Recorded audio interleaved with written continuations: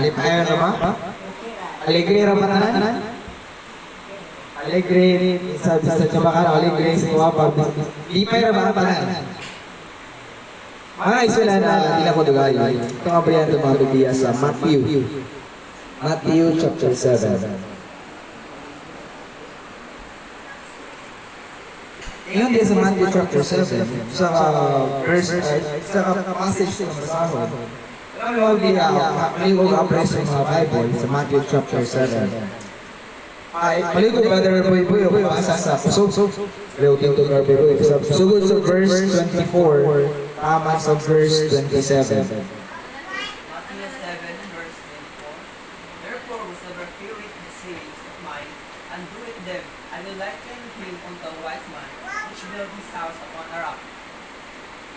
And the rain descended, and the floods came, the wind blew, and the beat upon the house, and it filled up, and it was founded upon a rock. And everyone that heareth the saying of mine, and doeth them not, shall be likened unto a foolish man, which built his house upon the sand. 7. And the rain descended, and the floods came, and the wind blew, and beat upon the house, and it filled, and the gate was not full of it. And it came to pass, when Jesus had ended this saying, the people were astonished at his doctrine. 29. When he taught them as one having authority, and not as the scribes. Amat Brother Boy. Ang naisunan, meron ka butagod. Ay, duwa ka bukawan kong sulutan. Para maghanap na mag-isip tao. Yung ba niya, Pastor? Marites. Kaya mga tao, no? Rumay sa yung tao ang isunan ka, hindi siya ako pinali ng tao. Ini ang atang example ni Jesus Christ. Sa tuwa. Jesus Christ nagwalay sa bukid. Sa nagwalay sa bukid, dalang mga tao na naminaw siya, ha? Isa siya mawali, nagwalay siya sa duwang tao. Ang tao, panday. Ako, hindi mo ako kabalong-balanday. Si Pastor, palo niya manok. Ikaw, Pastor, panday ka ba, Pastor? O si Pastor, panday ba? Anong kasi panday ba? Panday ng bahay o panday ng mga bakal? Panday ng bahay. Panday ng bahay. Si Pastor, magaling na panday pa ito si Pastor. O, di ako marunong magpanday, di ako marunong ng mga bahay o mga... Kung alam ko yung paano gumawak ng martilyo. Di mga kaisunan, dito ako tao dari, gusto niya ni Jesus Christ. May tungkol sa yung nalari, talagang mga nakadugo o mga nakadugo. Kaya ang pagkadungo sa puso Ginoo mga kaisunan, mura ng mga tao. So, kamo karoon, mura mong mga tao na i-mention ni Jesus Christ. May dua panday dari, ngayon dari, nakadungog sila, parehas na doon nakadungog, kapal, hindi sila parang doon na naminto o mintuman silang mga nagugdan. Ang unang panday na dimensyon tayo sa ka-builder, tinawag siya wise man. Paalam mo yung tao. Ano man? Tungkol kaya nagbuhat sa siyang balay dahil sa ibabaw sa bato. Yun yung sa barbar ako rin ko sa puro suwanay ng civil engineering. Mahimo gini balay yun. Hindi basta-basta nga balay. Basta engineering o engineer. Ang balay na nag-blueprint, nag-design, nag-construction para mga balay, solid yun. Diba? Yun na rin, ang mention na rin, balay, ang sa kabot lalaki na rin, si Jesus Christ. Mahimo siya balay, rock, ibabaw ng bato. So, ang balay mga isunan, malutang solid ang balay, kung solid ko lang pundasyon. Ang isa lalaki na, ang isa panday na, tawag siya sa buwang panday. Tungkol kay, naghimo siya balay, ibabaw sa siya naghimo balay. Ibabaw sa balas, sulam na maghimo balay, no? Ibabaw sa balas. Dili sa bakalan mo, na may mga balas-balas na mga bye. Pero usually, yung balas, dagat na, balas tayo. Kung dito ka mag-iing balay na nakikig yun. Ano man? Ulan, baha, ang imong poste, maano to. Di ba solid ang pundasyon. Ngayon, tabot na rin mga kaisunan. Ang unang tao, kung sa kapatid, nagbuhat siya ng balay, ibabaw sa bato, abot ang ulan, abot ang baha, abot ang hangin, naigo ang balay, ang kabalari, apan wala ng kumba. Ano man na ito na ba? Himo siya, ibabaw sa bato. Ngana po mga kaisunan, ay kadiwang tao, himo siya sa balay, ibabaw sa balas, abot ang ulan, abot ang baha, abot ang hangin, huwag niyang balay, bukag. Kapuya, hasol ka na nung himo ang balay rin. Bilibera rin mahimo ang balay. Gasto. Gasto na mahimo ang balay. Karoon, mahimo ang balay. Ang ko sa mga senyor, mahimo sa mga engineers. Very siya mga idea sa mahimo ang balay. Sa percent nila siya mga idea. Estimated cost sa balay, ay isa ka square meters, karoon na panahon, around 15 to 25,000. Per square meter, 60 square meter times 25,000. Okay na, di ba? Mahirap ko rin. Laki. Ako lang kayo, gumay na kayo. 20 square meters sa balay, 36 square meters times 25,000. Okay, ang bali sa balay, di ba? Muna kung hindi sakto ang foundation sa balay, mas yung panahon, mas oras, mas oras. Muna kung pahimong balay, dapat solid yun. Walang gipon sa kapalakan na tao na ang gipon nga balay, solid tayo. Sa ibabaw sa baso. Muna kung abot ang ulan, para ulan ang pinabaka ron, diba? Sige nag-ulan naman, sige mag-ulan na rin. Ito sa buwanggang isang adlaw ito nag-ulan, buntag ko nag-ulan na. Tawa na yung kapon, ulan yapon. Ang mga barangay, mga bulldog sa dagat, atod gron, taga-trip tubig ko. Grabe ito sa sama, grabe yung bahay ito. Tingala ko sa isang stasyon, misod sa mga tubig, itibok gabi ng ulan. Dito sa mga bagay, sa mga bahay, ito dito sa magbaba ba dire? Wala no? Dagat. Ama sa sama. Hindi ka man sa tubig ang sabon ito ng tubig. Pero mga isunan, once ang sa lugar, wala yung solid na pundasyon. Malandslide gusto ng ulan. Kasi ako malara ko, agi-migili na, parang nag-landslide pastor, di ba? Kasi wala nang visual yung foundation doon. Kung may bahay doon, dalaga talaga. Kung may bahay doon, maano din ang balay. Pero, kung ang iyong balay, sa solid foundation, yung daragin na siya daragin, sa ibabaw sa bato, hindi na magpapag, hindi na matupag, hindi na siya maunsa, kumabot mo na yung mga bagyo. Sila sa sabot mo ba rin siya? Ito na yung point sa message sa Word of God ni Jesus Christ. Ito na yung pasabot ni ay. Ang pasabot na ni mga ison sa'yo ng ayo. Kamu nga nakadungog karon. Kamu nga naminaw karon. Samang mo ni nalaki dari na nagpantay o balay. Apan, hindi lamang na. Diba, kung makadungog ka sa pulong sa Ginoo, malay ta? Amen ba? Amen. Kung makadungog mo sa pulong, kung may magwali sa mga malipay mo, malipay mo agol. Ganas.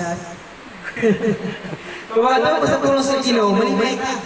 Samot na si Pastor Muhali, si Pastor na mag-preach, mga spiritual blessing. Grabe ang malipay mga ison. Hindi na naturan. Kung saan tao makadungog sa mga turan, malipay na. Kaya ang pulong sa Ginoo, muna ko lang spiritual food. Diba? Kung may mga physical food, kung may mga handaan, may mga pagkaon, lipay pesos. Hindi, kaon na food. Kain na naman. Kung nasa buwang ka, umida tanay. Kaon na food, may mga pagkaon. Ang pulong sa mong Ginoo, inanakot. Sa mga born again, sa mga anak sa Ginoo na born again, ang pulong sa Ginoo, kalipay na ito na pagkaon. Kaya mo na itong pagkaon, malipay na itong pagkaon. Isa may wakaon dari. Ako nakasulay ko yung mga ng minus yung kaon.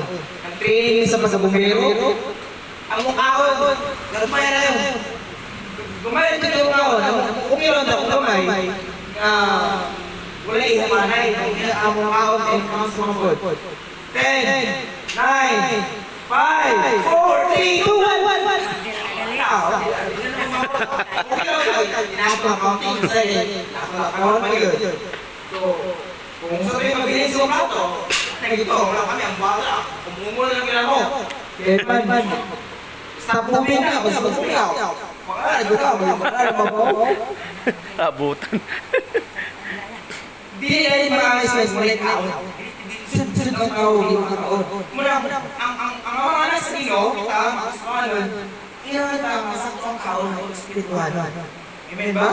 Kung balik sa isang tao, papasok ka, muna ang mawala sa malimot, di ba? Ang tao, makakaon, mawala sa malimot.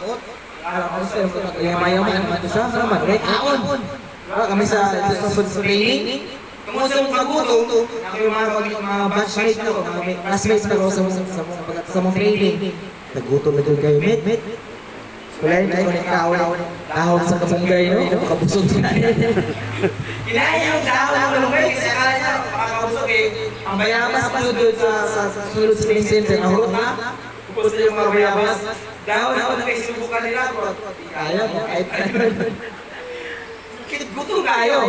Muna, ako makakompare mga isolas. Ako, kung hindi mo makasimba, hindi mo maminaw sa puso nyo, hindi mo makapasa sa puso nyo, inanan, gutom yun.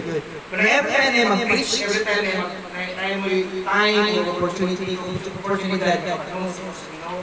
kaon din mo. Bahan na kaon. Maminaw yun. Tungkol kayo, kung makapaminaw ka mga isolas, malibay ka. Alegre kayo. Amen ba?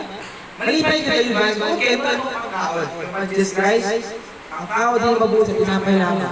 Mabuhi usap sa mga pulong magawa sa Papa sa Diyos. Diba? Ang pulong sa Ginoo muna doon ang kaon. Muna kung makadungog sa pulong sa Ginoo, malibay ka mo.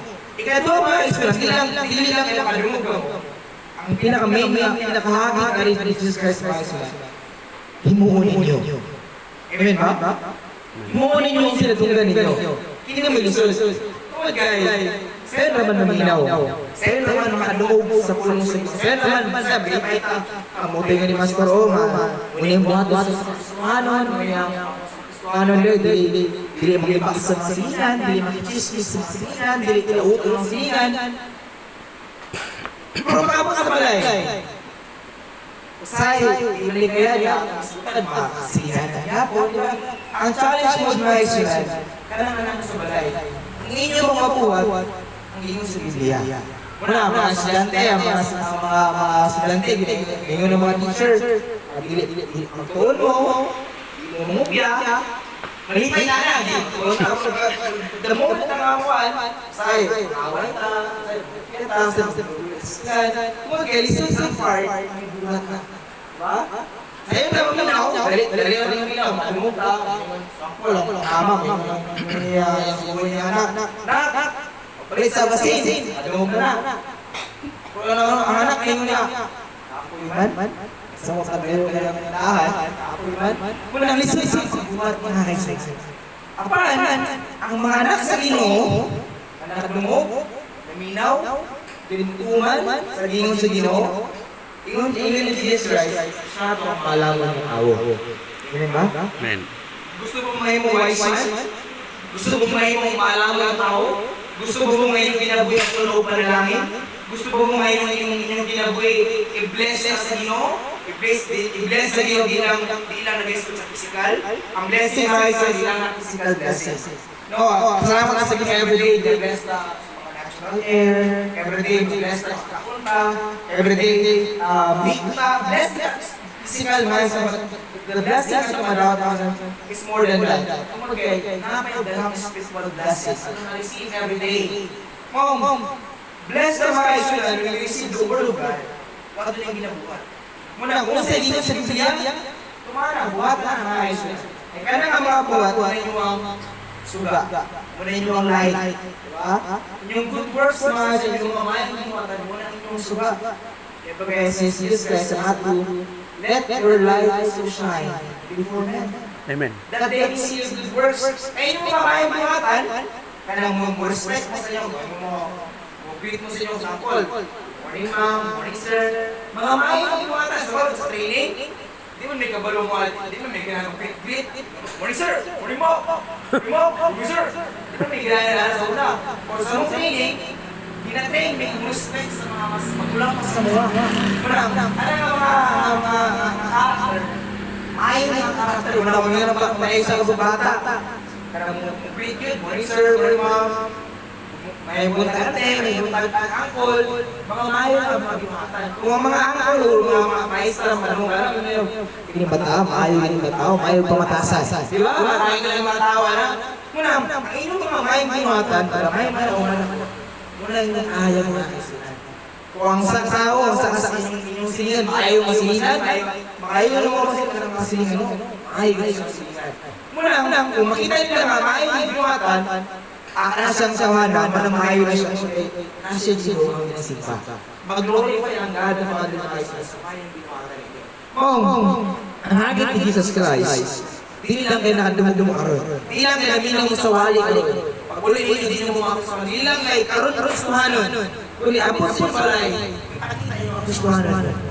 Kaya na mo yung sa ko, bitaw? Sa mga sasyon? Isod kayo sa mga sasyon, mga kauban sa trabaho. Ipod mga suhanon ba?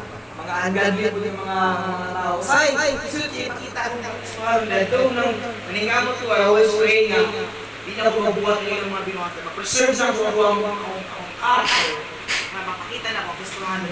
Kasi po sa inyo, mga estudyante, makita nyo kayo ng mga mayo ng mga estudyante. Makita ninyo ng mga mayo ng mga bata. Makita ninyo mga tutumo mo sa yung kalinganan. Kasi sa kalinganan, makita ninyo ng mga mayo ng kalinganan. Ikaw mo mga example sa mga anak. Mga estudyante, in Jesus Christ, atong wise man. Ang nakadungog sa pulong sa Ginoo, kung nagbuhat sa pulong sa Ginoo, isa siya kasalaman ng tao. Ang inyong kinabuhi mga kaisanan, ihimulay niyo sa kabalay, ibuhat sa mga sa bato. Abot ang bagyo sa kinabuhi, abot na ng bahas sa kinabuhi, abot na ng hangin mo, wakas yung kinabuhi. Hindi mo makonsalaman ang inyong pundasyon, butang na sa wakas sa mga si Jesus. Ano mga isunan? Hagit na pala sa inyo Hindi na ako kasunod kayo tungkol kay si Pastor kung sa ako lang kay pahider lang. Pahider lang. Si Pastor talaga yung mga Pahider. So, I hope na-impress mo si Asin Bro na encourage nito Di lang maminaw sa pulong sa Ginoo kundi buhat ang pulong sa Ginoo. Kinabuhi ba? Sa buhay yung aral, yung puro, yung doktrina na ibinigay sa ating Panginoon. So, God bless us all. Ay, butas ng salamat. Salamat.